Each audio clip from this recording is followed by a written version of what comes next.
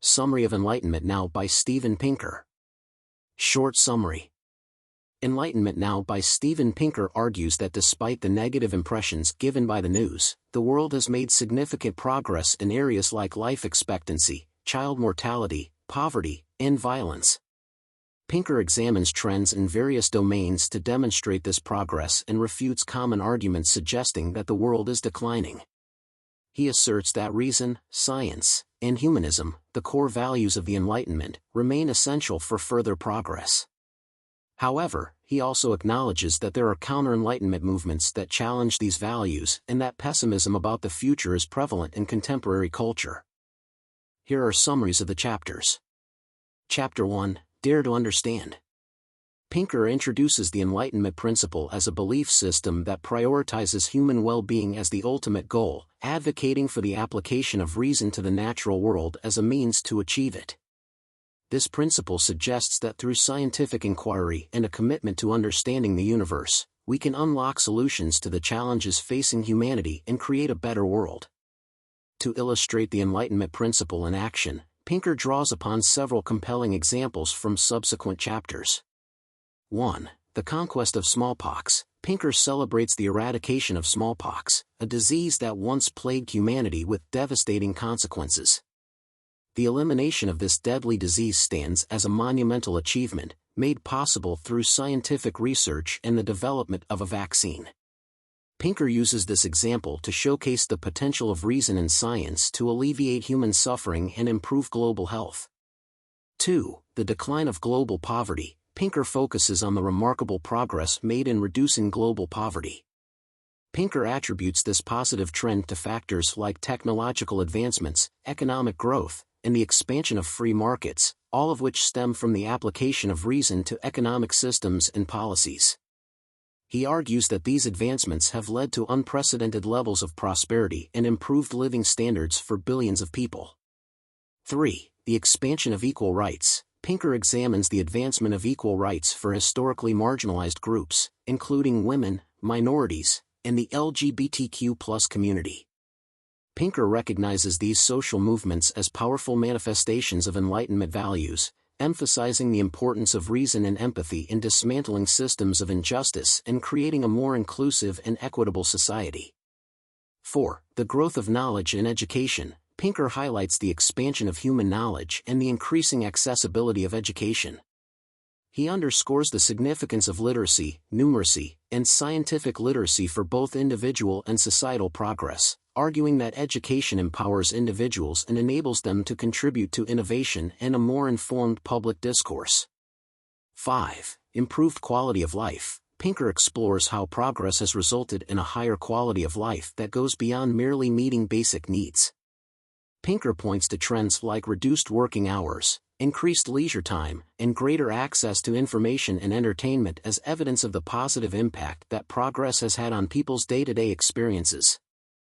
These examples demonstrate the transformative power of the Enlightenment principle, showcasing how the application of reason and science can lead to tangible improvements in human well-being across various domains. Pinker argues that these successes exemplify the enduring relevance of Enlightenment values and offer a roadmap for continued progress in the face of ongoing challenges. Chapter 2, Intro, Evo, Info. Pinker begins by discussing entropy, the tendency for systems to move towards disorder over time. This concept, rooted in the second law of thermodynamics, suggests that without constant effort and ingenuity, things naturally tend to break down and decay. Pinker argues that this inherent tendency towards disorder is a fundamental challenge that humanity must continuously overcome in its pursuit of progress. Pinker then introduces the concept of evolution, highlighting its role as a counterforce to entropy. He explains that evolution, through the process of natural selection, favors organisms that are better adapted to their environment, leading to increasingly complex and organized forms of life. Evolution, therefore, represents a force that drives progress, allowing life to flourish and complexity to emerge from simpler origins. Pinker goes on to explore the role of information in both evolution and human progress. He argues that information, encoded in genes and transmitted through generations, guides the evolutionary process. In human societies, Information takes on an even greater role, shaping our understanding of the world and enabling us to develop technologies and solutions to improve our lives. Pinker suggests that the accumulation and dissemination of information is a key driver of progress, allowing us to build upon past knowledge and make advancements in various fields. Pinker connects these concepts to the Enlightenment principle discussed in Chapter 1. Pinker suggests that the Enlightenment's emphasis on reason and science aligns with the principles of evolution and information. He argues that by using reason to acquire knowledge and apply it to the world, we are essentially engaging in an accelerated form of evolution, driving progress at a faster pace than biological evolution alone could achieve. To further illustrate these concepts, Pinker uses the example of human ingenuity in overcoming natural obstacles. He notes that humans have developed solutions to challenges posed by entropy, such as developing systems for food preservation and creating durable materials to resist decay. These innovations, he argues, demonstrate our capacity to harness information and use it to create order and progress in the face of entropy. In conclusion, Pinker provides a scientific framework for understanding progress, emphasizing the interplay of entropy, evolution, and information. The chapter suggests that by understanding these forces, we can better appreciate the achievements of the Enlightenment and identify pathways for continued progress in the future. Chapter 3, Counter-Enlightenments. Pinker begins by identifying historical figures and movements that have pushed back against Enlightenment ideals. He discusses thinkers like Jean-Jacques Rousseau, whose Romanticism emphasized emotion and intuition over reason. Pinker also examines Marxist critiques of capitalism, acknowledging their valid concerns about inequality but arguing that they often fail to appreciate the progress driven by free markets and technological advancements. Pinker then turns to more contemporary manifestations of counter-enlightenment, including 1. Declining trust in institutions. Pinker notes a trend of declining trust in institutions, including governments, media, and even science, particularly among conservatives.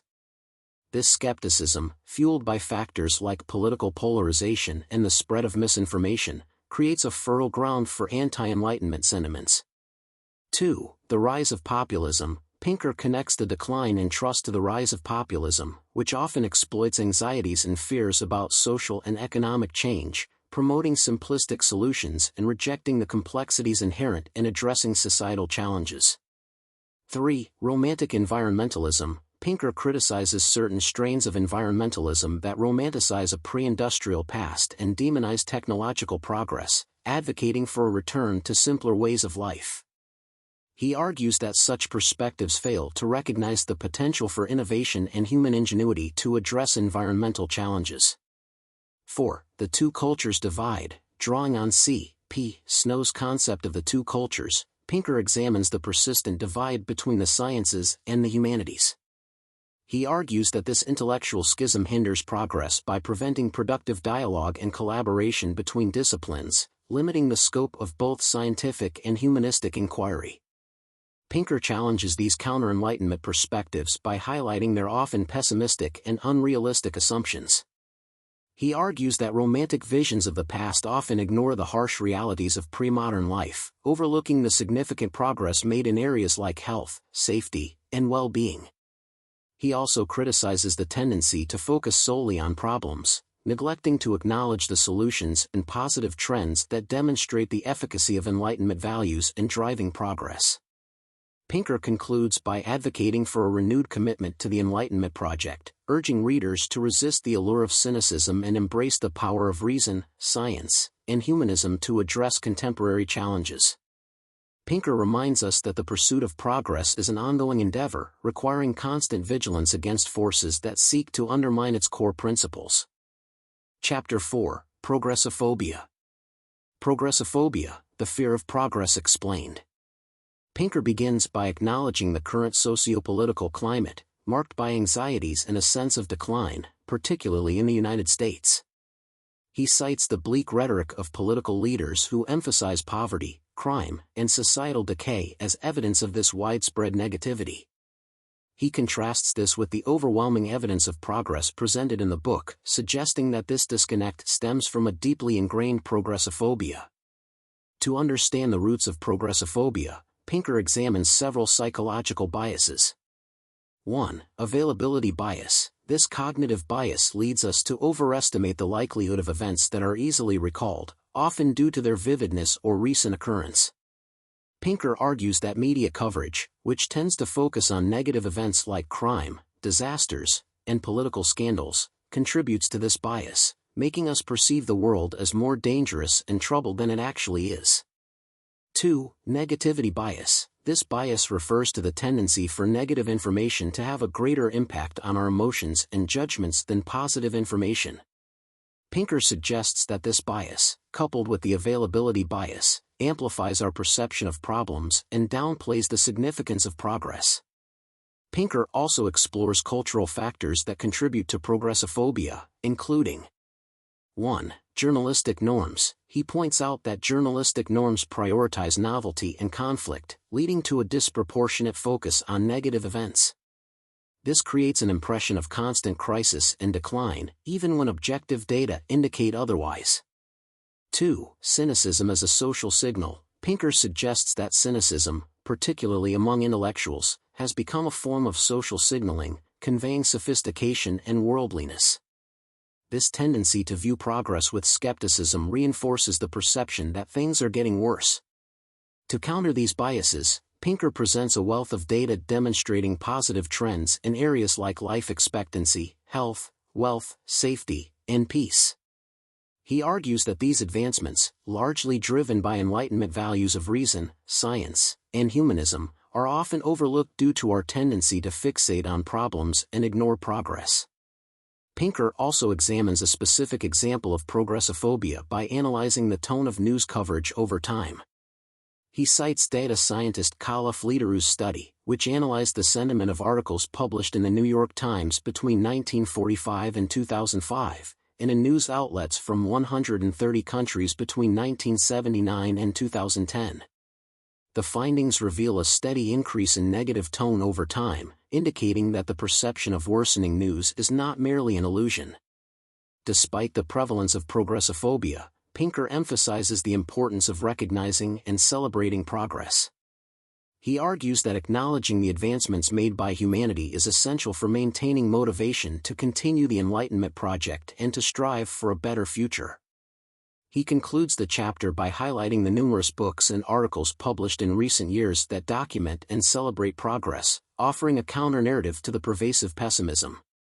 He urges readers to engage with these optimistic perspectives and to resist the pull of progressophobia, reminding us that the pursuit of progress is an ongoing endeavor, requiring constant vigilance against forces that seek to undermine its core principles. Chapter 5. Life. Triumph over death, a celebration of progress in life expectancy. Pinker begins by acknowledging the prevalence of progressophobia, the tendency to overlook or dismiss evidence of progress.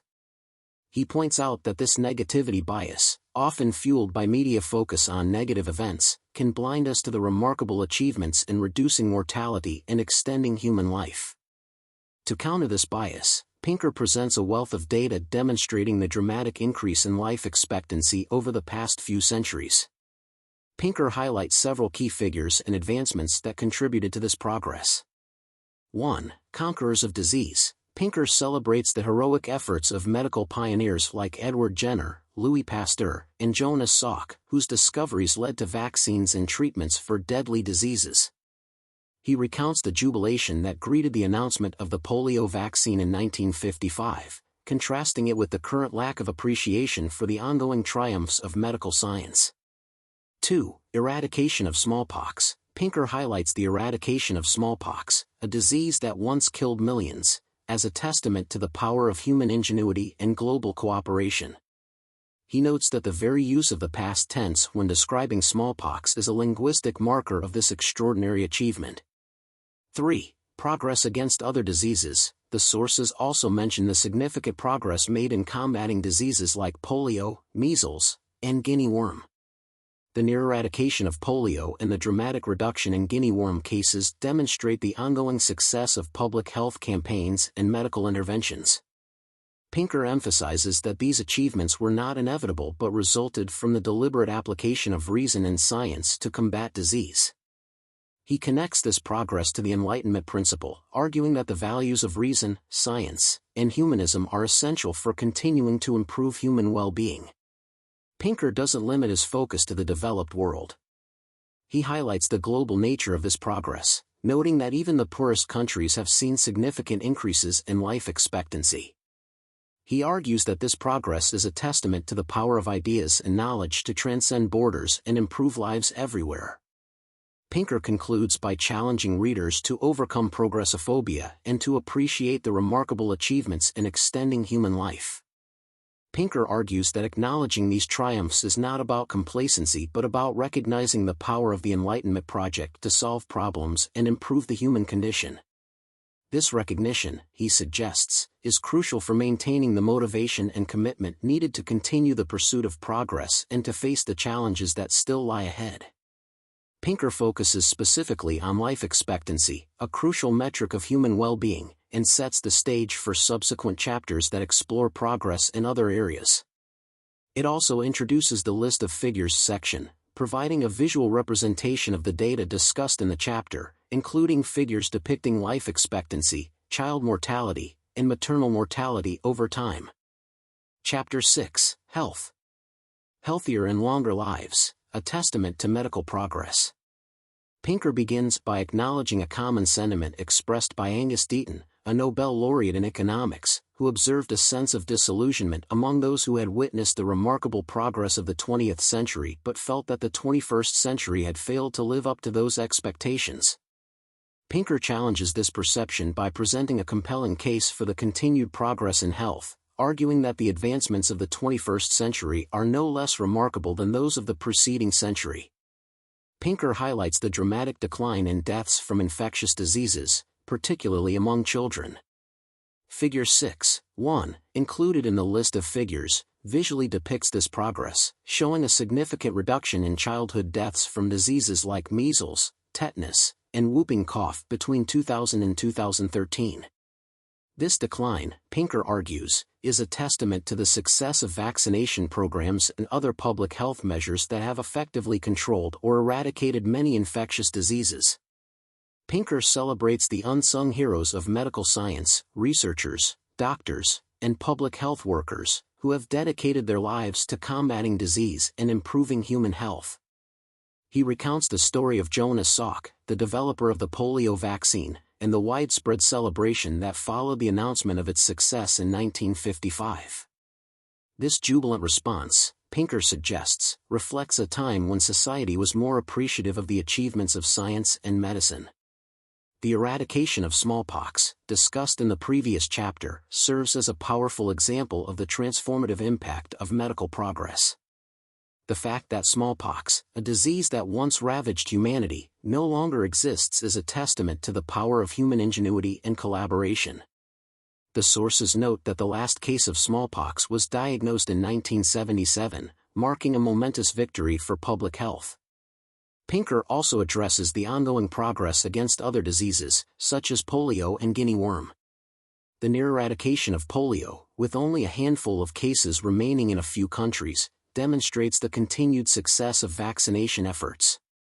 Similarly, the dramatic reduction in guinea worm cases, from millions in the 1980s to just a few dozen in recent years, showcases the effectiveness of targeted public health interventions.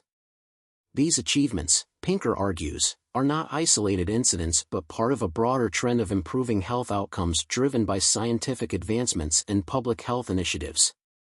While celebrating these triumphs, Pinker also acknowledges the remaining challenges in global health, such as the emergence of antibiotic-resistant bacteria and the persistence of diseases like HIV/AIDS.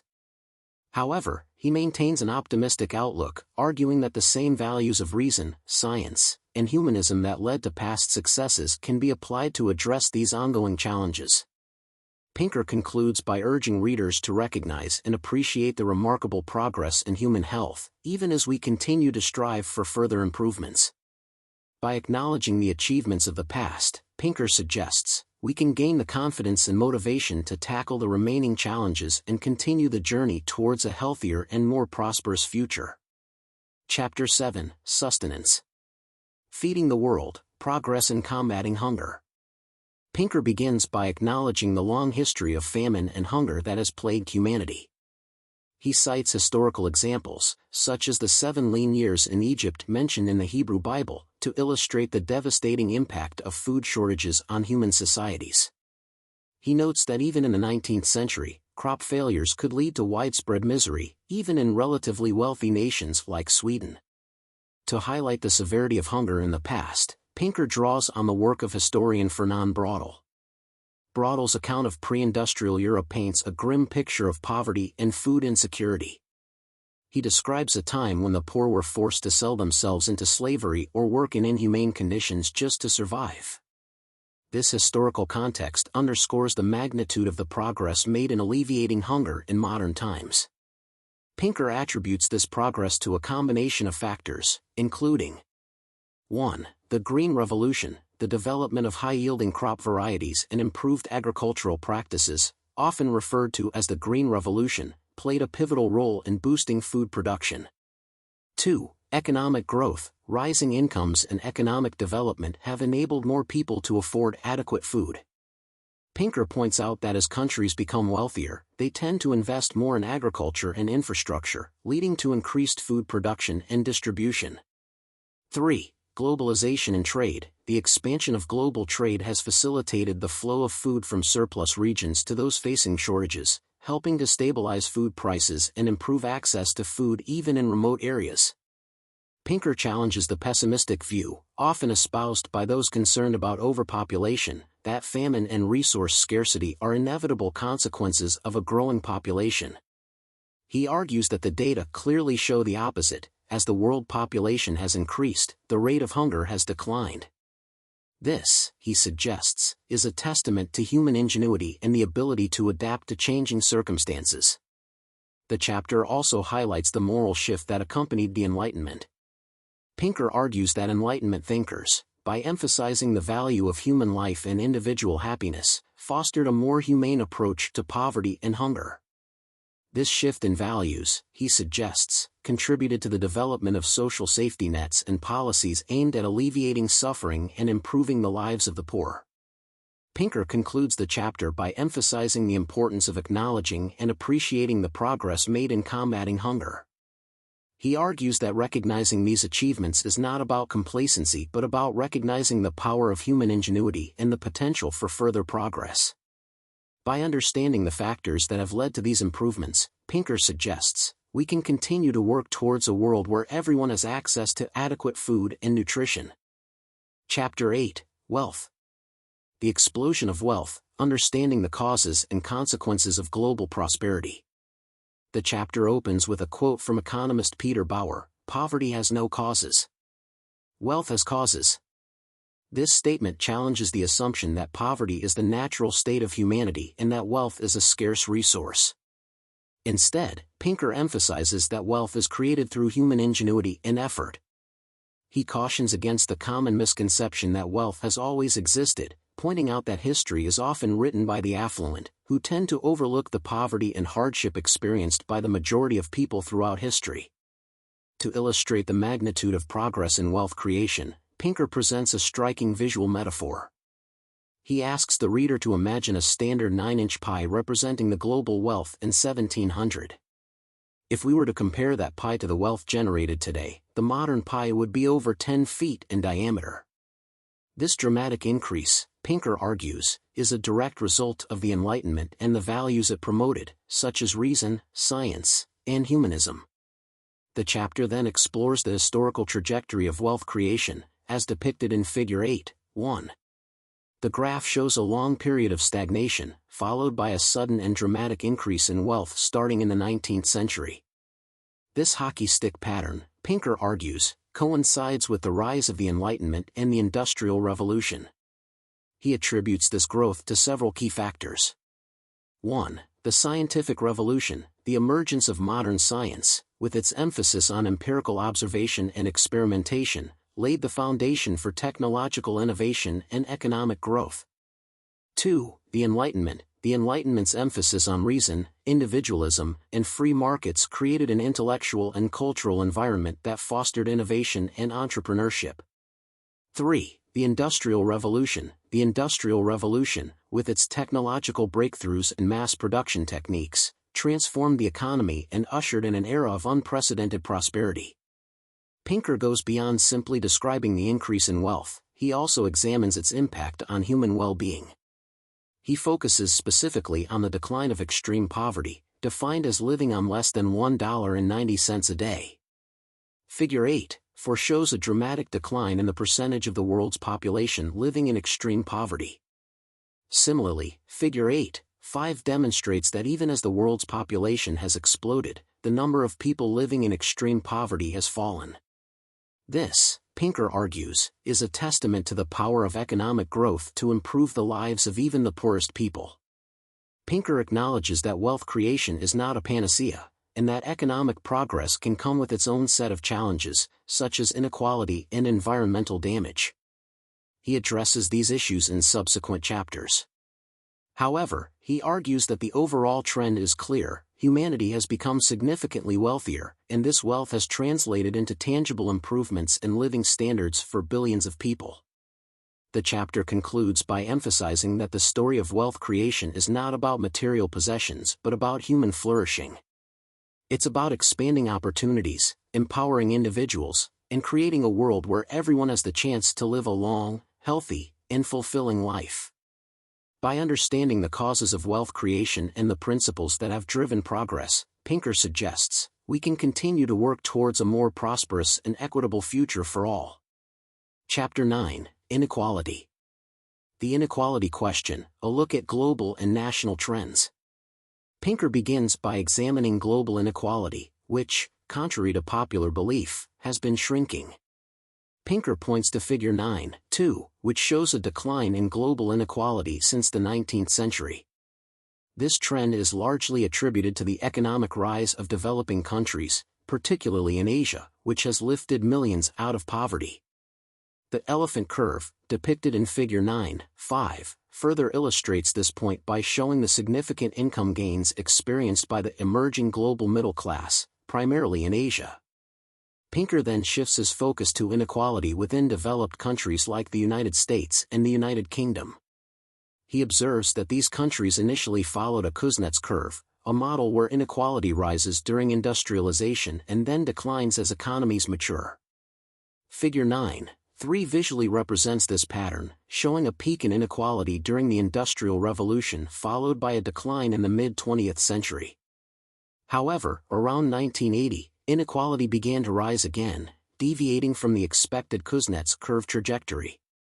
Pinker explores various explanations for this resurgence of inequality in developed nations, including 1. Globalization. While globalization has benefited developing countries, it has also led to job displacement and wage stagnation for certain segments of the workforce in developed nations. The losers in the elephant curve, as Pinker describes them, represent the lower middle classes of the rich world who have seen minimal income gains. 2. Technological change. Advances in technology have created a demand for highly skilled workers, while simultaneously automating many jobs previously held by lower-skilled workers, contributing to wage disparities. 3. Policy changes. Shifts in tax policies, labor regulations, and social safety nets have also played a role in shaping income distribution patterns. Despite the concerns surrounding inequality, Pinker argues that focusing solely on income disparities can obscure other important measures of well-being. He points to data demonstrating that poverty rates in the U.S. have continued to decline even as inequality has risen. Figure 9.6 shows a decrease in poverty based on both disposable income and consumption measures. The chapter concludes by emphasizing that understanding inequality requires a multifaceted approach that considers global trends, national contexts, and various measures of well-being. Pinker acknowledges the importance of addressing inequality but cautions against simplistic narratives that overlook the complexities of economic development and the significant progress that has been made in reducing poverty worldwide. Chapter 10, The Environment. Navigating environmental concerns in an era of progress. Pinker takes on a subject often perceived as antithetical to the narrative of progress, the health of our planet. While previous chapters celebrated advancements in human well-being, this chapter directly confronts the environmental challenges that have emerged as a consequence of those advancements. Pinker acknowledges the genuine anxieties surrounding environmental issues, recognizing the influence of prominent voices like Al Gore and even radical figures like the Unabomber, who saw environmental destruction as an inevitable outcome of technological progress. However, he argues that the prevailing doom and gloom narrative surrounding the environment often overlooks the significant progress made in addressing environmental challenges. Pinker begins by highlighting the complexities of environmental issues, noting that they often involve trade-offs and require careful analysis. He challenges the simplistic view that environmental protection necessitates halting economic growth. Instead, he argues that economic development, when coupled with technological innovation and well-designed policies, can actually lead to environmental improvements. The chapter then examines several key environmental concerns, providing data and historical context to demonstrate how human ingenuity has addressed these challenges. Population growth. Pinker addresses concerns about overpopulation, a topic explored in Figure 10.1, by arguing that population growth rates have been declining and are projected to stabilize later in the century. He emphasizes that human ingenuity and technological advancement have consistently outpaced resource scarcity, allowing for sustained improvements in living standards despite a growing population. Resource depletion. Pinker tackles the anxieties surrounding resource depletion, particularly focusing on deforestation. Figure 10 foreshows a decline in deforestation rates, suggesting that the world is becoming more efficient in its use of natural resources. He argues that technological advancements, such as the development of synthetic materials and more efficient production methods, have helped decouple economic growth from resource consumption. Pollution. Pinker addresses concerns about pollution, particularly focusing on the highly visible issue of oil spills from tanker ships. Figure 10.5 illustrates a dramatic decline in the number of oil spills despite an increase in oil transport. This trend, he suggests, demonstrates that technological advancements and improved safety regulations can lead to a reduction in pollution even as industrial activity expands. Pinker also tackles the complex issue of climate change, acknowledging the seriousness of the problem while challenging the prevailing narrative of inevitable catastrophe. Pinker provides a detailed analysis of the scientific consensus on climate change, summarizing the key findings from reports by the Intergovernmental Panel on Climate Change and other reputable sources. While acknowledging the need for urgent action, he cautions against alarmism and advocates for a balanced approach that considers both the costs and benefits of various mitigation strategies. Pinker critiques the moralization of environmental issues, arguing that framing environmental problems solely in terms of guilt and sacrifice can be counterproductive. He suggests that focusing on technological solutions and promoting economic development are more effective ways to address environmental challenges. Pinker concludes by emphasizing that environmental progress is not only possible but already underway. By recognizing the role of human ingenuity, technological advancement, and well-designed policies, Pinker argues, we can continue to improve our environment while simultaneously improving human well-being. He encourages a shift from a mindset of despair and guilt to one of optimism and problem-solving, emphasizing that the challenges we face are not insurmountable and that progress is possible. Chapter 11, Peace. Assessing the trajectory of peace in a world grappling with violence. Pinker examines the historical trajectory of violence and assesses whether the world is truly becoming more peaceful. Pinker acknowledges the recent surge of disturbing events, such as the Syrian civil war, the rise of ISIS, and acts of terrorism in Western Europe, which might lead many to believe that violence is on the rise. He argues that these events, while horrifying, must be viewed within the broader context of historical trends. Pinker revisits the central themes of Pinker's earlier book, The Better Angels of Our Nature, which argued that violence had been declining over the course of human history. He recognizes that the negativity and availability biases, discussed in Chapter 4, can make people skeptical of this claim and quick to assume a reversal of the trend when faced with contemporary conflicts. Pinker sets out to address these concerns by providing updated data on various forms of violence. One of the key trends Pinker examines is the decline of war between great powers. He notes that while wars still occur, the world has not experienced a conflict between major powers since World War II. This shift, he argues, is not simply a matter of luck but a reflection of deeper historical forces. Factors contributing to the decline of interstate war include: the rise of democracy. Democratic states are less likely to go to war with each other. Economic interdependence. Countries with strong economic ties have a vested interest in maintaining peace. The growth of international institutions. Organizations like the United Nations provide a forum for resolving disputes peacefully. While wars between states have become less frequent, Pinker acknowledges the persistence of civil wars and other forms of internal conflict. However, he points out that even these forms of violence have been declining in recent decades. He attributes this trend to several factors, including: improved governance. States are becoming more effective at providing security and maintaining order within their borders.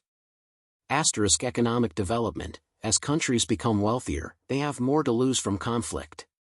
The spread of education and literacy. Education promotes tolerance and understanding, making people less likely to resort to violence.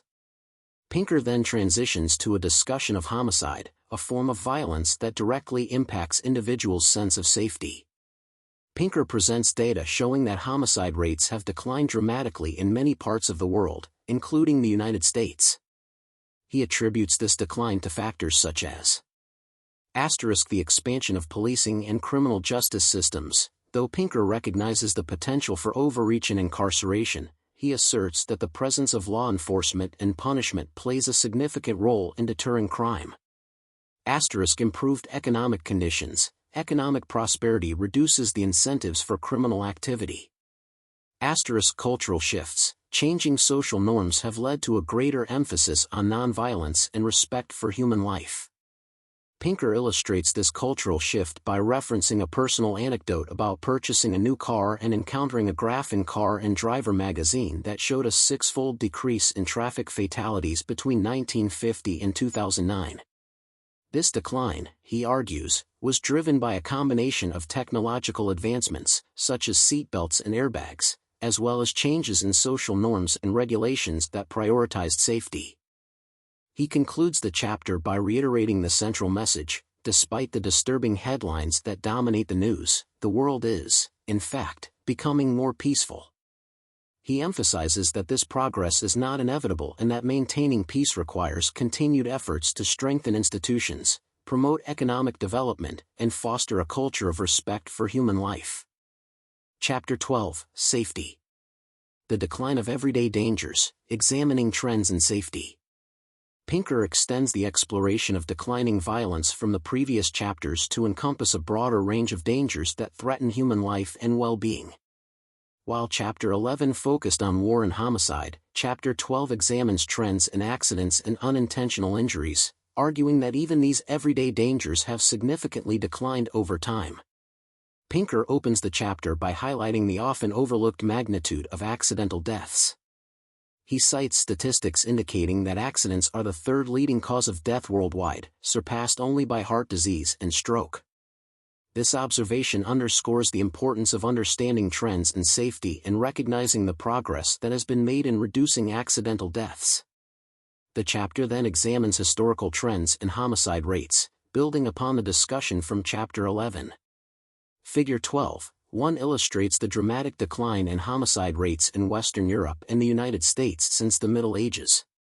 This figure also includes data from Mexico, showcasing a different trajectory with a sharp increase in homicide rates in recent years, which Pinker attributes to the country's ongoing drug war. Pinker argues that reducing homicide rates requires a multi-pronged approach that addresses the underlying causes of violence and promotes a culture of respect for human life. He cites the work of Manuel Eisner, who outlines several key factors that contribute to sustainable reductions in lethal violence. These factors include: an effective rule of law. This involves establishing a system of justice that is perceived as legitimate, fair, and efficient, capable of holding perpetrators accountable for their actions.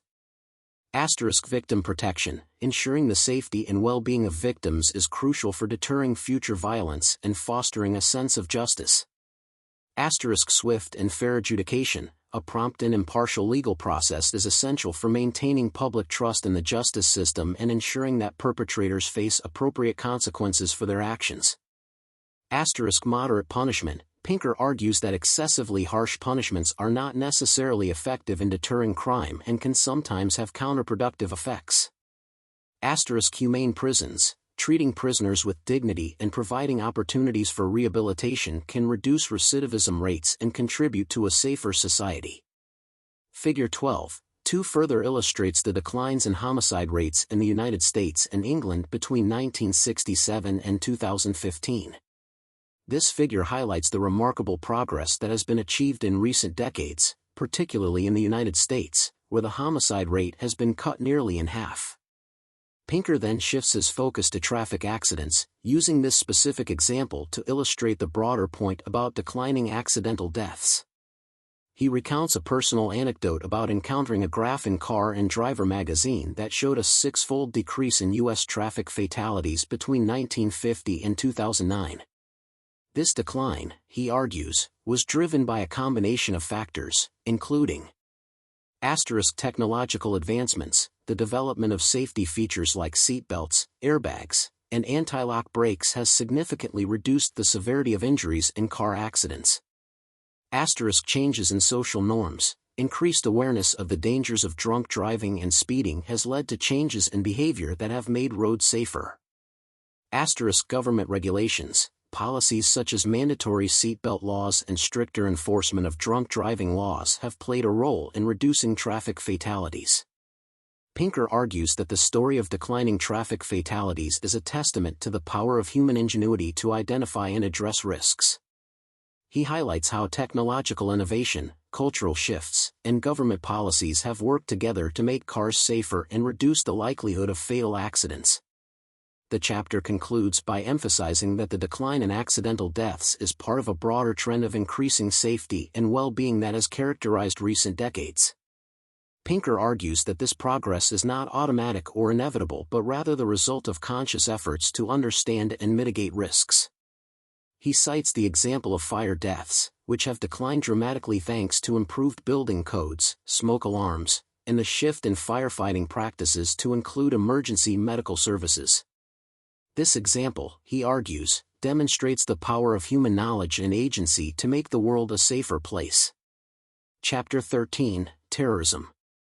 Debunking the illusion of runaway terrorism, a statistical reality check. Pinker tackles the widespread perception that the world is becoming more dangerous due to terrorism. Pinker acknowledges the heightened fear of terrorism, particularly in the wake of highly publicized attacks and the rise of groups like ISIS, but argues that this fear is largely out of proportion to the actual threat. He posits that the media and some public intellectuals exploit the public's susceptibility to availability bias, discussed in Chapter 4, which causes people to overestimate the likelihood of events that are easily recalled due to their vividness and recent occurrence. Pinker challenges the perception of runaway terrorism by presenting a sobering statistical reality check. Table 13.1 starkly contrasts the number of deaths from terrorism with those from war, homicide, and accidents in the United States, Western Europe, and the world in recent years. The table reveals that, statistically, terrorism is a minuscule threat compared to other forms of violence and even accidents. While the figures for war, homicide, and accidents number in the tens or hundreds of thousands, terrorism deaths are comparatively negligible. The chapter then examines the history of terrorism, tracing its roots back to ancient times. He argues that while the methods and motivations of terrorists may have evolved, the underlying goal of using violence to instill fear and achieve political objectives has remained constant. Pinker acknowledges that terrorism can have a profound psychological impact that extends far beyond the immediate victims. The randomness and unpredictability of terrorist attacks contribute to a sense of vulnerability and anxiety, making people feel as if they are living in a world that is becoming increasingly dangerous. However, he cautions against allowing fear to distort our understanding of the actual threat posed by terrorism. He notes that terrorists often deliberately target media-rich environments to maximize the psychological impact of their attacks and spread their message of fear. This tactic exploits the media's tendency to focus on sensational stories, creating a feedback loop that amplifies the perceived threat of terrorism. Pinker suggests that one way to counter the fear-mongering tactics of terrorists is to adopt a more rational and evidence-based approach to assessing risks. He advocates for focusing on strategies that effectively reduce the likelihood of terrorist attacks, such as intelligence gathering, law enforcement cooperation, and addressing the underlying grievances that fuel terrorism. Pinker highlights the importance of avoiding counterproductive responses to terrorism that can actually increase the risk of violence. He criticizes policies such as indiscriminate military intervention and mass surveillance, arguing that these approaches can alienate populations, create new grievances, and undermine civil liberties. The chapter concludes with a discussion of the psychology of terrorism, examining the motivations of individuals who are drawn to extremist ideologies and violent tactics.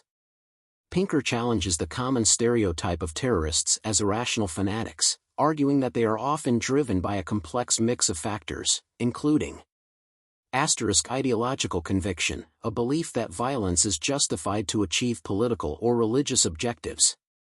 Social alienation, feelings of isolation and exclusion from mainstream society. A desire for glory or notoriety, seeking recognition and validation through acts of violence. Pinker argues that understanding the psychological underpinnings of terrorism is crucial for developing effective counterterrorism strategies that address the root causes of extremism and violence. He emphasizes the importance of promoting tolerance, understanding, and a sense of belonging as a means of countering the appeal of extremist ideologies. Chapter 14, Democracy. Steering between anarchy and tyranny, the rise of democracy. Pinker explores the historical evolution of governance and the rise of democracy as a more humane and effective system for ensuring peace and prosperity. Pinker begins by acknowledging the two extremes that humanity has struggled to navigate for millennia, the chaos of anarchy and the oppression of tyranny.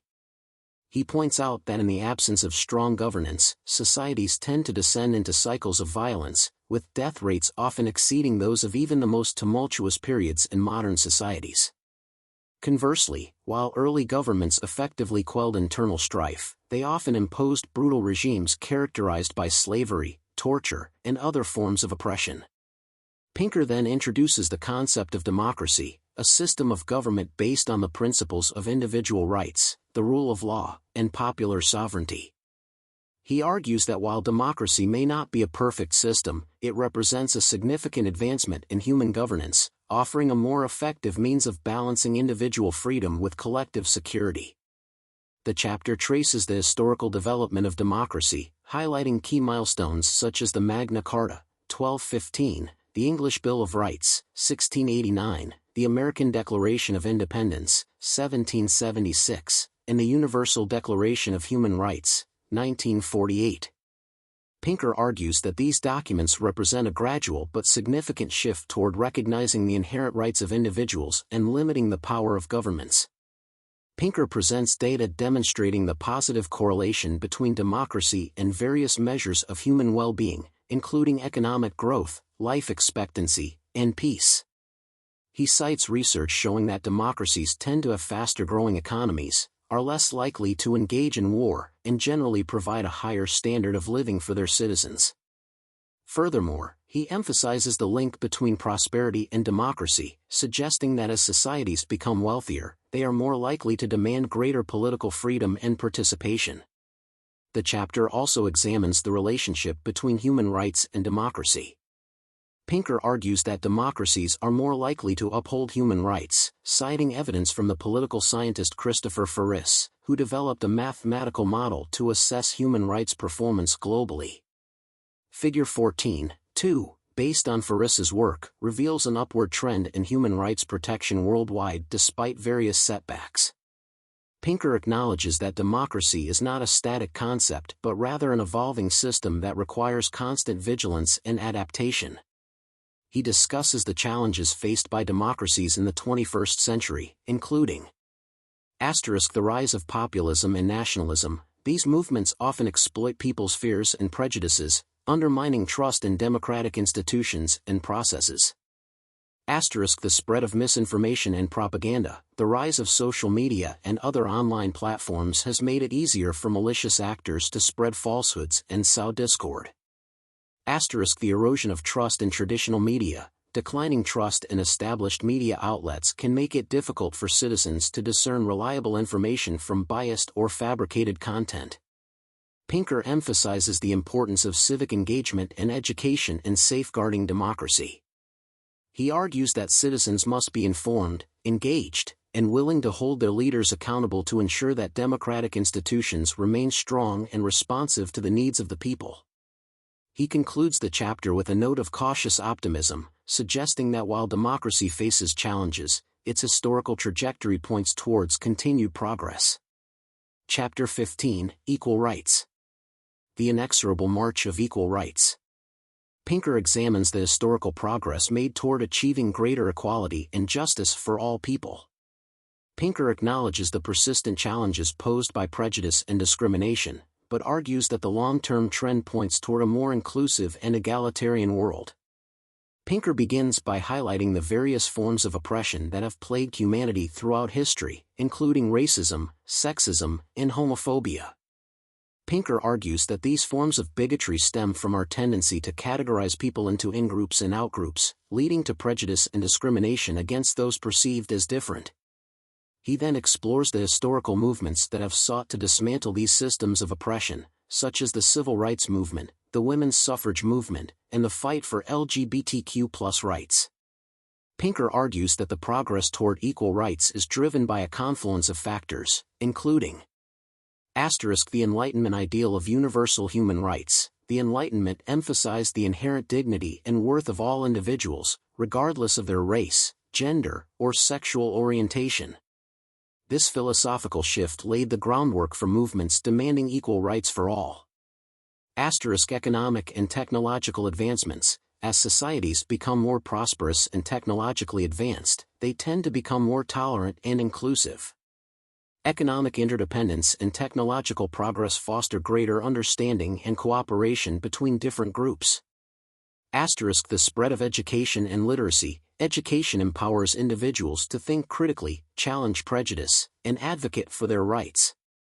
The growing influence of emancipative values. Pinker defines emancipative values as those that prioritize individual autonomy, freedom of expression, and tolerance of diversity. He presents data from the World Values Survey showing a long-term trend toward greater acceptance of emancipative values across cultures. To illustrate the progress made toward equal rights, Pinker presents data on various indicators, including violence against women. Despite media sensationalism suggesting otherwise, data from the U.S. Bureau of Justice Statistics shows a significant decline in rates of rape and domestic violence over the past few decades. Figure 15, visually depicts this downward trend. Racial equality. While racism persists, Pinker argues that the most extreme forms of racial oppression, such as slavery and lynching, have been largely eradicated in developed countries. He notes that even the most regressive political movements in recent times have not called for the reinstatement of these practices.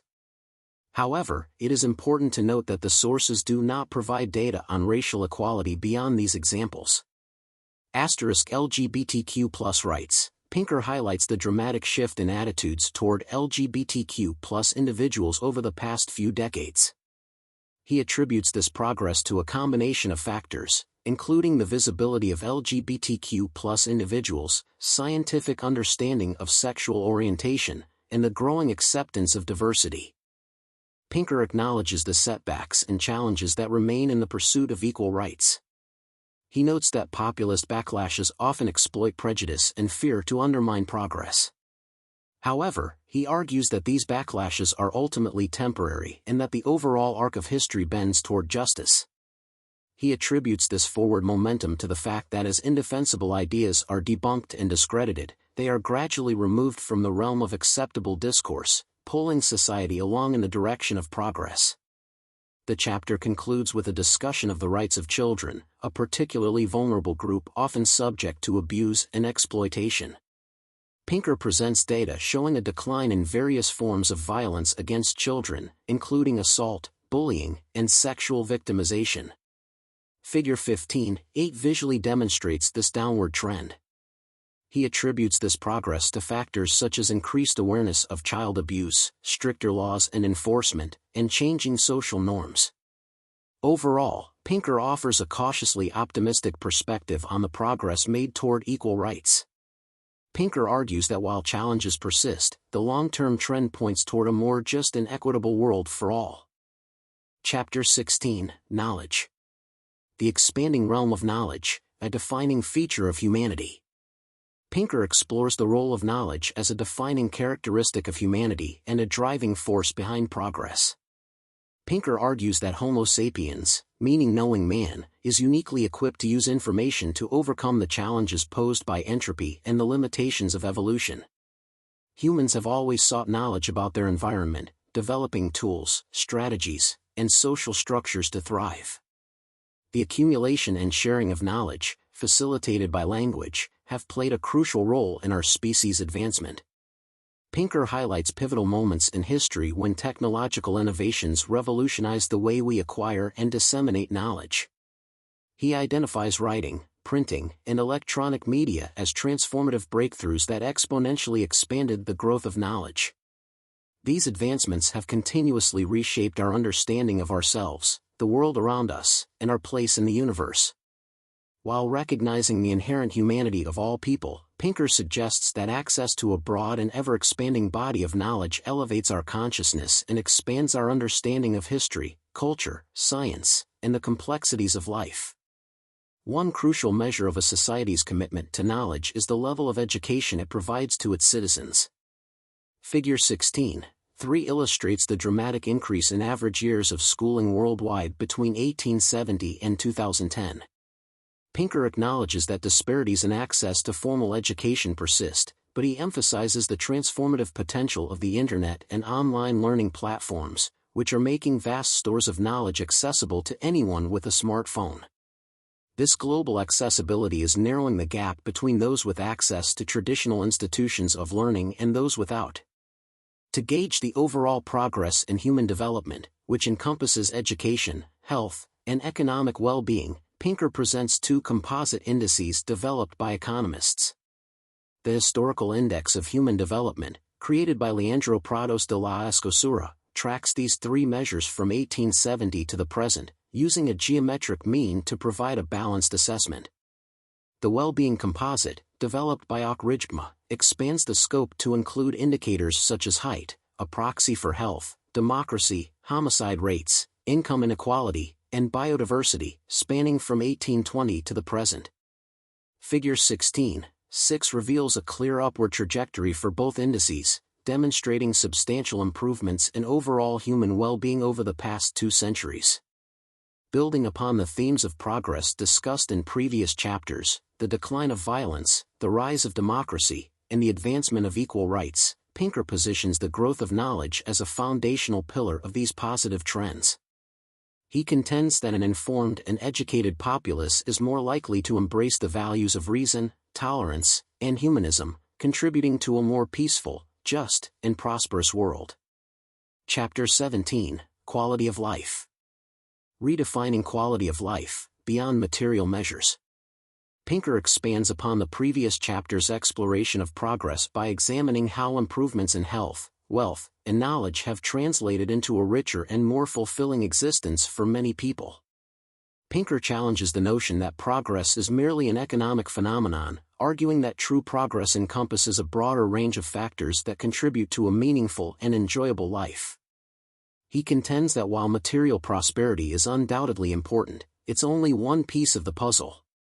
The chapter begins by addressing a common critique of modern society, the perception that despite material advancements, life has become increasingly shallow and consumeristic. Pinker acknowledges that the pursuit of material possessions can be excessive, but he argues that this is not an inherent feature of modern life. Instead, he suggests that as societies become wealthier and more technologically advanced, people gain access to a wider range of choices and experiences, many of which go beyond mere material consumption. Pinker then highlights several areas where quality of life has demonstrably improved, drawing on data and historical trends to support his claims. 1. Time. Pinker emphasizes the increasing amount of free time available to people in developed countries. He notes that the average workweek has shrunk considerably over the past century, and paid vacations have become commonplace. Coupled with longer lifespans and extended retirements, these trends have resulted in a significant decrease in the proportion of a person's life dedicated to work.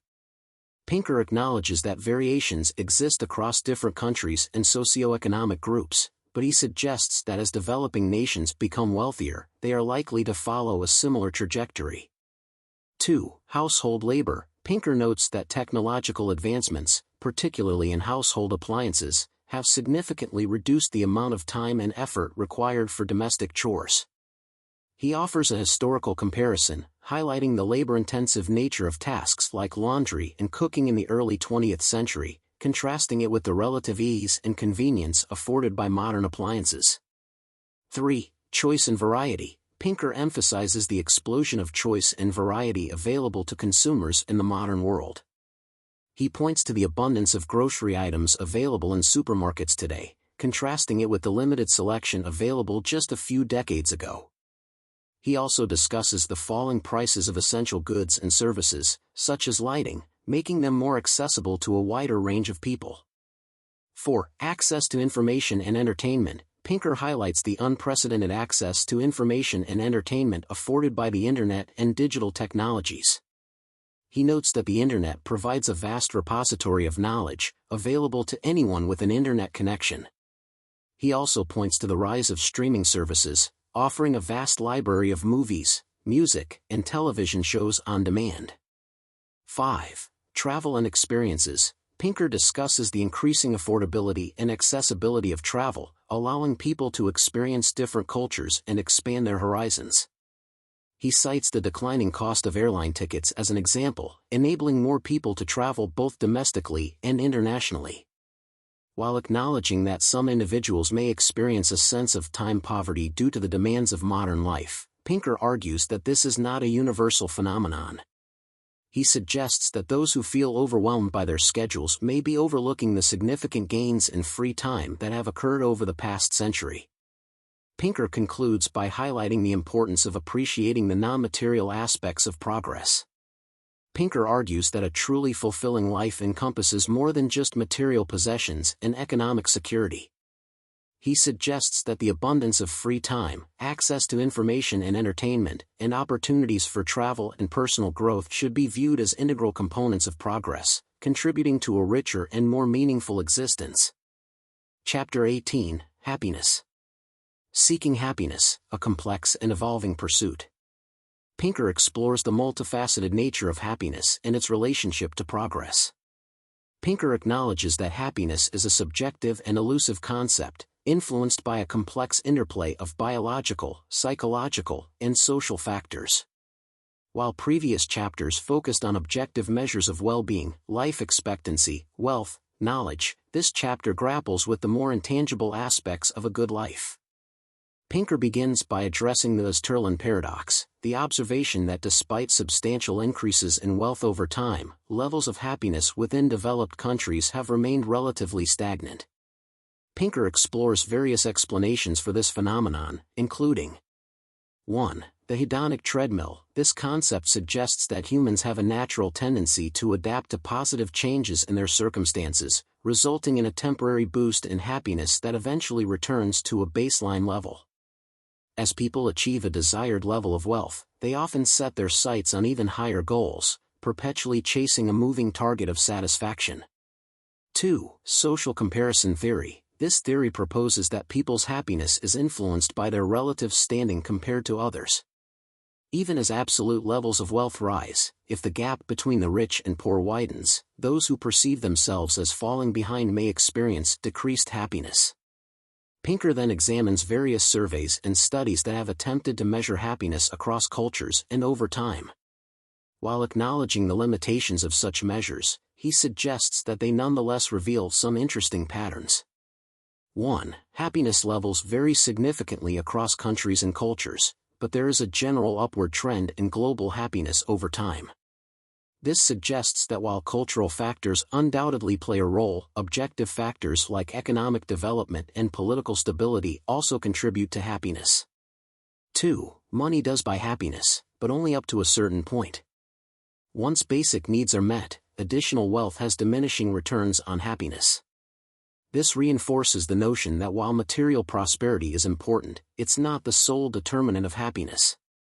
The chapter then explores the relationship between happiness and meaningfulness, noting that these two concepts are not always aligned. Some individuals may find great meaning in their lives even in the face of hardship and suffering, while others may feel a sense of emptiness despite material comfort and security. Pinker discusses several factors that contribute to both happiness and meaningfulness, including 1. Strong social relationships. Humans are inherently social creatures, and close relationships with family, friends, and community members are consistently found to be strong predictors of both happiness and meaningfulness. 2. A sense of purpose, feeling that one's life has a direction and that one's actions have a positive impact on the world can contribute to a sense of meaningfulness, which in turn can enhance happiness. 3. Engagement in meaningful activities. Engaging in activities that challenge us, provide a sense of accomplishment, and connect us to something larger than ourselves can foster both happiness and a sense of meaning. Pinker concludes the chapter by suggesting that while modern society may not have unlocked the secret to perfect happiness, it has nonetheless provided the conditions for a more fulfilling life for many. He argues that the advances in health, wealth, knowledge, and freedom discussed in previous chapters have created unprecedented opportunities for individuals to pursue their own paths to happiness and meaning. He encourages readers to appreciate the progress that has been made, while recognizing that the pursuit of happiness is an ongoing and evolving endeavor. Chapter 19, Existential Threats. Facing the Future, Existential Threats and the Power of Reason. Pinker confronts the anxieties that shadow the narrative of progress. Even as Pinker meticulously documents improvements in human well-being across various domains, he acknowledges the persistent fear that humanity is on a collision course with catastrophic events that could derail or even reverse these positive trends. He labels these anxieties existential threats, perceived dangers that pose a risk to the continued existence of humanity or civilization as we know it. Pinker opens by highlighting the prevalence of such fears throughout history. Pinker recounts past anxieties, such as the Cold War's nuclear fears and the Y2K bug, as examples of existential threats that loomed large in the public consciousness but ultimately did not materialize. He suggests that this tendency to overestimate the likelihood of catastrophic events stems from cognitive biases like the availability heuristic, which causes us to overemphasize events that are easily recalled due to their vividness or recent occurrence. Pinker then examines several contemporary existential threats that have captured public attention, including nuclear war. Pinker acknowledges the destructive potential of nuclear weapons but argues that the risk of a global nuclear war has significantly decreased since the end of the Cold War. He cites the reduction in nuclear arsenals, the rise of international cooperation and diplomacy, and the increasing recognition of the catastrophic consequences of such a conflict as factors contributing to this decreased risk. Climate change. Pinker accepts the scientific consensus on climate change and its potential for significant disruptions to human societies and ecosystems. However, he rejects the apocalyptic scenarios often presented in the media, arguing that climate change is a solvable problem. He advocates for a combination of technological innovation, such as renewable energy sources and carbon capture technologies, and policy changes to mitigate the impacts of climate change and transition to a more sustainable future. Bioterrorism. Pinker acknowledges the potential for bioterrorism to cause widespread harm, particularly given advances in biotechnology.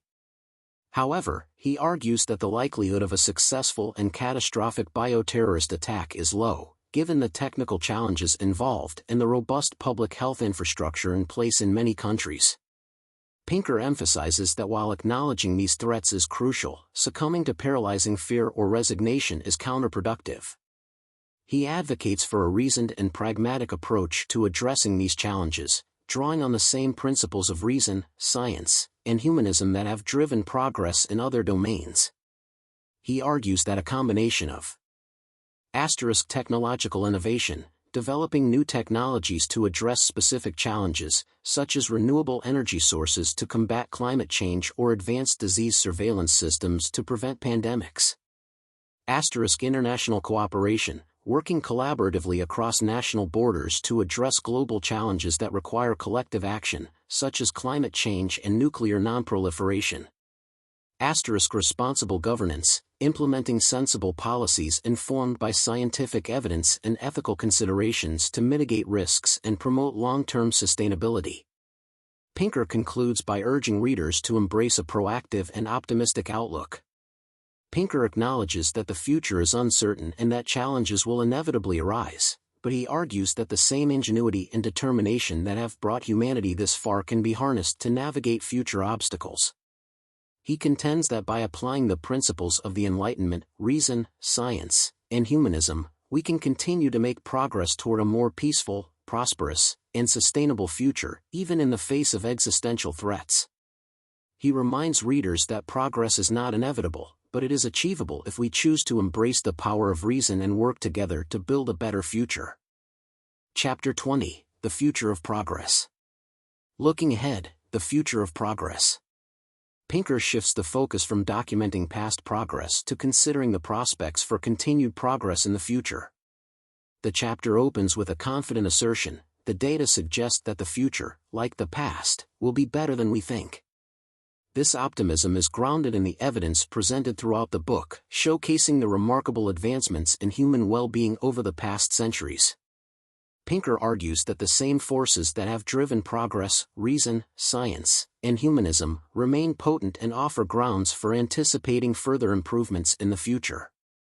Pinker then examines various arguments for why progress might stall or even reverse, systematically addressing each concern with evidence and reason analysis. One concern is that the low-hanging fruit of progress has already been picked, meaning that future advancements will be increasingly difficult and costly.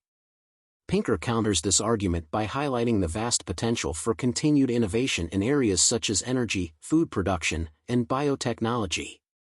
He argues that technological advancements, like the second machine age characterized by artificial intelligence and automation, are poised to unlock new frontiers of progress.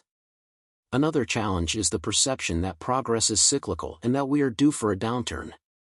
Pinker refutes this notion by pointing to the long-term trends in areas such as violence, poverty, and disease, which show a consistent trajectory of improvement over time, even accounting for temporary setbacks. He argues that progress is not a pendulum swinging back and forth, but a ratchet, gradually moving humanity forward despite occasional dips. Pinker acknowledges that significant challenges remain, such as climate change, political instability, and economic inequality. However, he maintains that these challenges are not insurmountable. He advocates for a combination of technological innovation, responsible governance, and international cooperation to address these issues. He argues that by applying the principles of reason, science, and humanism, humanity can continue to improve the state of the world. Pinker also addresses potential obstacles to progress stemming from ideological trends. Pinker expresses concern about the rise of authoritarian populism, which he sees as a threat to Enlightenment values such as reason, democracy, and individual rights. He argues that this ideology is ultimately self-defeating, as it undermines the very conditions necessary for progress. He draws attention to the demographic trends, suggesting that authoritarian populism is on a demographic road to nowhere. Pinker concludes the chapter by urging readers to resist the allure of pessimism and embrace a future-oriented mindset. He emphasizes the importance of recognizing past progress as a source of inspiration and a foundation for tackling future challenges. He calls for a renewed commitment to the Enlightenment project, arguing that the convictions that life is better than death, health is better than sickness, abundance is better than want, freedom is better than coercion, happiness is better than suffering, and knowledge is better than superstition and ignorance are the guiding principles that can lead humanity towards a brighter future. He suggests that advancements in areas like renewable energy can even make progress, like the use of fossil fuels, guilt-free. In this final chapter, Pinker underscores the importance of maintaining a long-term perspective, acknowledging both the progress that has been made and the challenges that lie ahead. He argues that by combining a clear-eyed assessment of the present with a commitment to Enlightenment ideals, humanity can continue to chart a course towards a more prosperous, peaceful, and fulfilling future for all. Chapter 21, Reason. The imperative of reason, a foundation for progress. Pinker explores the indispensable role of reason in driving human progress. Pinker argues that reason, the ability to think logically, critically, and objectively, is the cornerstone of the Enlightenment and the foundation for all the advances discussed in previous chapters. He contends that reason allows us to understand the world. By applying logic and evidence, we can discern how things work and make accurate predictions about their behavior. This understanding is essential for developing technologies, solving problems, and making informed decisions. Improve our lives. Reason empowers us to identify problems, analyze potential solutions, and make choices that enhance our well-being. It enables us to overcome biases, challenge harmful traditions, and create more just and equitable societies. Cooperate with others. Reason allows us to engage in constructive dialogue, find common ground, and work together towards shared goals. It enables us to resolve conflicts peacefully and build trust within and between communities. However, Pinker acknowledges that reason is not always easy or straightforward. He discusses several cognitive biases and psychological tendencies that can lead us astray, such as confirmation bias, the tendency to seek out information that confirms our existing beliefs, and the availability heuristic, the tendency to overestimate the likelihood of events that are easily recalled. He argues that these biases are part of our evolutionary heritage and can be difficult to overcome, but with awareness and effort, we can mitigate their influence on our thinking. Pinker then examines various challenges to the Enlightenment ideal of reason, including Romanticism. This movement, which emphasized emotion and intuition over logic and reason, has often been seen as a counter-Enlightenment force. Pinker argues that while emotion and intuition have their place in human experience, they are not reliable guides for understanding the world or making sound decisions. Postmodernism. This philosophical school of thought, which questions the objectivity of truth and the universality of reason, poses a more radical challenge to the Enlightenment. Pinker argues that while postmodern critiques of power structures and social injustices are important, they should not lead to a rejection of reason as a tool for understanding and improving the world. Pinker also critiques political ideologies that reject or downplay the importance of reason. He argues that both the far right and the far left often rely on emotional appeals, simplistic narratives, and conspiracy theories that circumvent rational analysis. He contends that these ideologies are ultimately harmful, as they undermine the principles of open inquiry, critical thinking, and evidence-based decision-making that are essential for progress. Pinker concludes the chapter with a call for a renewed commitment to reason. He argues that in a world increasingly dominated by misinformation, political polarization, and complex challenges, the ability to think clearly, critically, and objectively is more important than ever. He urges readers to cultivate their own capacity for reason and to promote it within their communities. He contends that reason is not a panacea, but it is the best tool we have for understanding and improving the world, and ultimately, for safeguarding our future. He suggests several strategies for strengthening the role of reason in society, including education, fostering critical thinking skills and scientific literacy from a young age, equipping individuals with the tools to evaluate information and make sound judgments. Open discourse, encouraging respectful and constructive dialogue across ideological divides, fostering environments where ideas can be freely exchanged and challenged based on evidence and logic. Institutional reform, designing institutions that promote transparency, accountability, and evidence-based decision-making, reducing the influence of bias and ideology on policy and governance. Pinker maintains that reason is not simply a matter of intellectual prowess, but also of moral responsibility. He argues that a commitment to reason entails a commitment to fairness, impartiality, and the pursuit of truth, even when it is uncomfortable or challenges our preconceived notions. He contends that by embracing reason, we embrace our capacity for progress and create a better future for ourselves and generations to come. Chapter 22, Science. Celebrating Science, a cornerstone of human progress. Pinker focuses on the crucial role of science in advancing human well-being and propelling progress. Pinker contends that science, with its emphasis on empirical observation, experimentation, and rigorous testing, is the most reliable method for uncovering the truths about the natural world and for solving practical problems. He argues that science is not simply a collection of facts or a specialized domain of knowledge but a powerful way of thinking that has transformed our understanding of ourselves and our place in the cosmos. Pinker begins by asking what accomplishments of our species we would be most proud to showcase. He suggests that while moral achievements like the abolition of slavery are important, they primarily represent the removal of self-inflicted harms.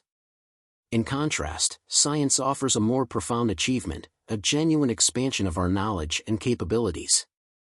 From understanding the vastness of the universe to deciphering the intricate workings of the human body, science has provided insights that have revolutionized our worldview and empowered us to improve our lives. Pinker then addresses common criticisms of science, arguing that many intellectuals hold a distorted view of its nature and significance. He notes the prevalence of progressophobia among some cultural critics who view science as merely a tool for addressing mundane problems while disdaining its broader implications for understanding the human condition. He critiques the rejection of scientism by some academics, arguing that the application of scientific thinking to areas like politics and the arts is not an intrusion but an opportunity to enhance our understanding of these domains. He pushes back against the idea that science is just another narrative or myth, emphasizing its unique commitment to seeking true explanations through evidence and reason. Pinker challenges the misconception that science is responsible for societal ills such as racism, imperialism, and war. He argues that science provides knowledge, but the application of that knowledge is shaped by human values and choices. He emphasizes the importance of distinguishing between the findings of science and the ways in which those findings are used, cautioning against blaming science for the misuses of its discoveries.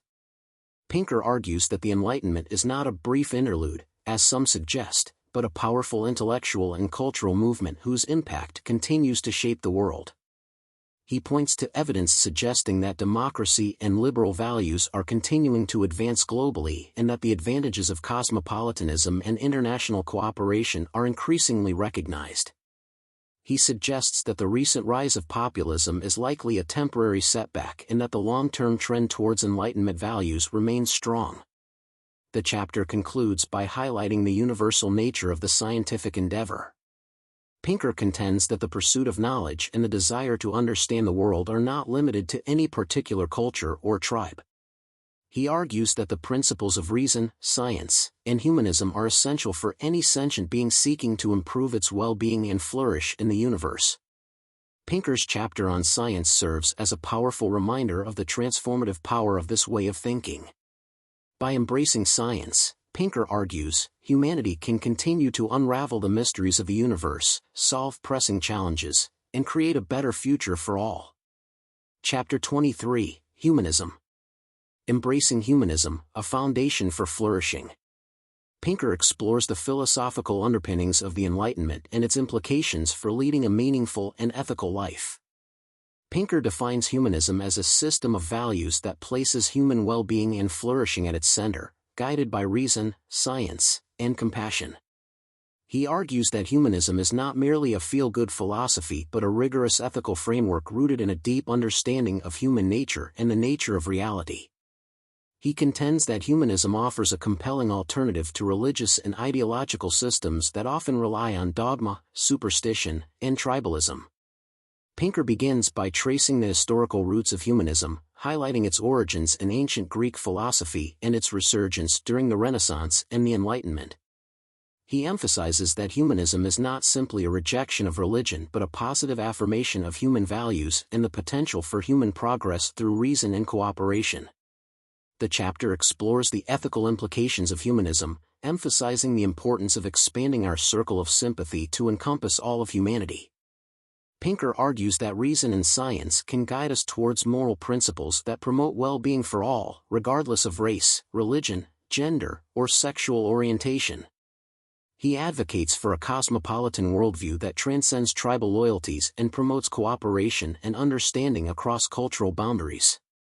Pinker tackles the challenge of grounding morality in a secular framework, arguing that humanism can provide a solid foundation for ethical decision-making. He examines various philosophical approaches to morality, including utilitarianism, which seeks to maximize happiness and minimize suffering, and deontology, which emphasizes the importance of following moral rules and duties. While acknowledging the complexities of ethical dilemmas, Pinker argues that reason and compassion can help us navigate these challenges and strive towards a more just and humane world. Pinker connects humanism to the broader themes of the book, arguing that progress in areas such as human rights, peace, and prosperity is fundamentally a reflection of the growing influence of humanist values. He argues that the Enlightenment project, with its emphasis on reason, science, and individual rights, is the most effective path towards a better future for all. Pinker also addresses the question of meaning and purpose in a secular world. He suggests that humanism offers a fulfilling and meaningful way of life centered on human connection, intellectual curiosity, and the pursuit of knowledge and understanding. He argues that by embracing reason, science, and compassion, we can lead lives that are both ethically sound and deeply meaningful. In this concluding chapter, Pinker offers a powerful defense of humanism as a guiding philosophy for the 21st century. He argues that by grounding our values in a clear-eyed understanding of the human condition and the nature of reality, we can continue the trajectory of progress and create a world that is more just, peaceful, and prosperous for all. Thank you for listening. I hope this content is useful to you. If you like this kind of content, please like, share, and subscribe to our channel to support our team.